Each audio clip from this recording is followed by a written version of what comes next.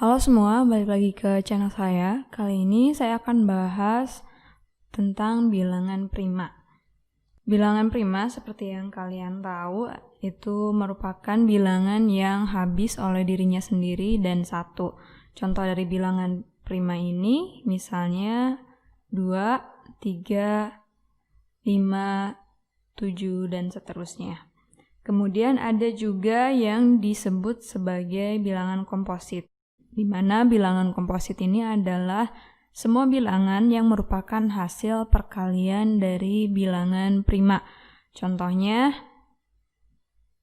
4 ini karena 2 kali 2, kemudian 6 ini karena 2 kali 3, kemudian 9 ini karena 3 kali 3, 12 karena 2 kali 2 kali 3, dan seterusnya.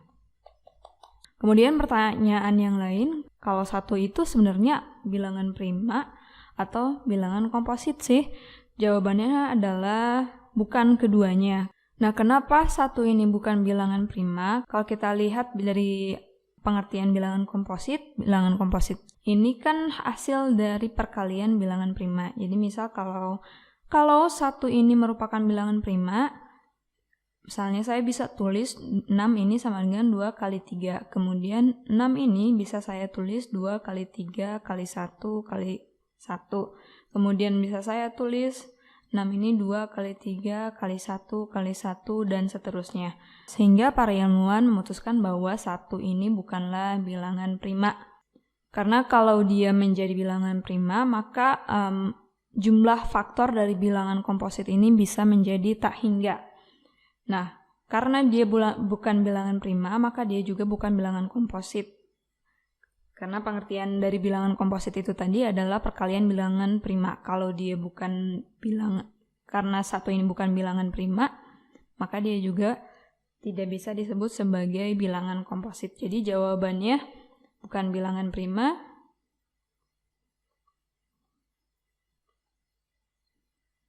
dan bukan komposit juga.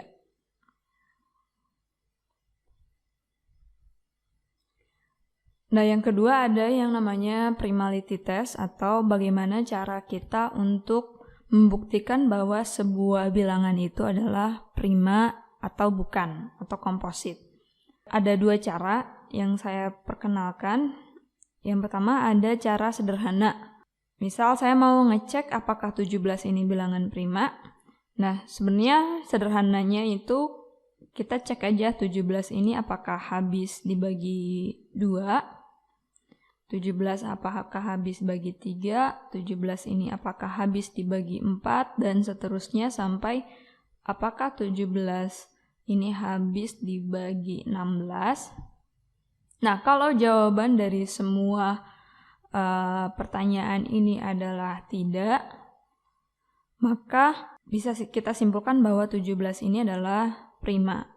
Dan sebaliknya, jika ada satu saja pertanyaan dari divisibility ini menghasilkan jawaban iya, maka bilangan tersebut tidak prima atau bilangan komposit. Cara ini mungkin efektif untuk bilangan-bilangan yang kecil, misalnya 17 yang masih puluhan. Cara ini tidak efektif kalau misalnya kita mau ngecek apakah 1037 ini bilangan prima. Apakah kita harus mengecek sampai 1037? Jawabannya tidak. Kita bisa sederhanakan dengan menggunakan sieve of Eratosthenes. Nah, misal saya pengen tahu bilangan prima dari 1 sampai 100. Maka saya buat tabel dari 1, angka 1, 2, 3, dan seterusnya sampai 100. Nah, cara kerja dari sieve of Eratosthenes ini kurang lebih kayak gini. Jadi 1, karena dia bukan prima dan bukan komposit, kita coret. Kemudian selanjutnya adalah 2. 2 tidak kita coret, tapi yang kita coret adalah semua bilangan yang kelipatan 2. Misalnya 4, 6, 8, dan seterusnya.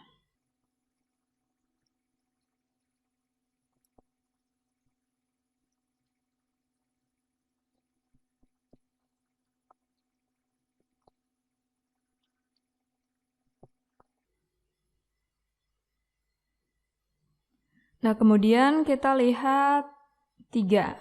3 ini tidak kita coret, tapi yang kita coret adalah kelipatan dari 3. 6, kemudian 9, 12, 15,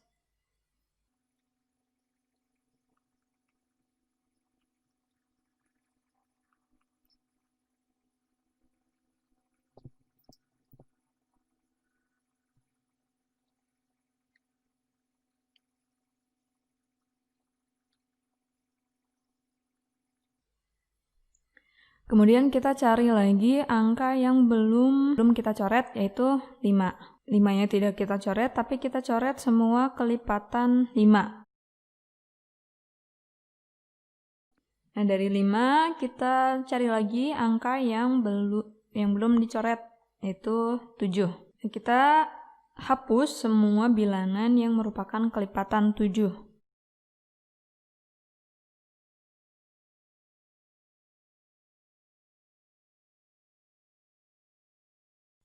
Oke, setelah itu kita cek lagi yang belum kita coret adalah 11. Kemudian kita coret semua bilangan yang merupakan kelipatan dari 11. Nah, karena semua kelipatan dari 11 ini kita coret, nah pertanyaan selanjutnya adalah apakah kita harus menghapus semua atau mengecek semua kelipatan dari 13, 17, 19, dan seterusnya? Jawabannya adalah tidak. Karena secara otomatis ketika kita mengecek sampai kelipatan 11, semua bilangan komposit ini sudah tereliminasi atau sudah kita coret secara otomatis.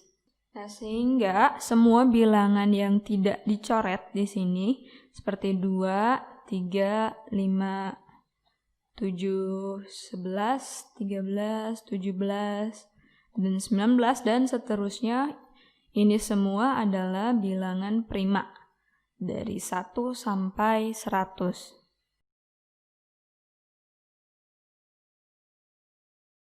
Pada algoritma shift of Eratosthenes, kita hanya perlu mengecek divisibility atau kelipatan dari 2 hingga bilangan prima terdekat setelah n. Jadi misal tadi n-nya itu adalah 100, maka kalau diakarkan ini kan 10. Kemudian bilangan prima terdekat setelah 10 adalah 11. Maka kita hanya perlu mengecek dari 2 sampai 11.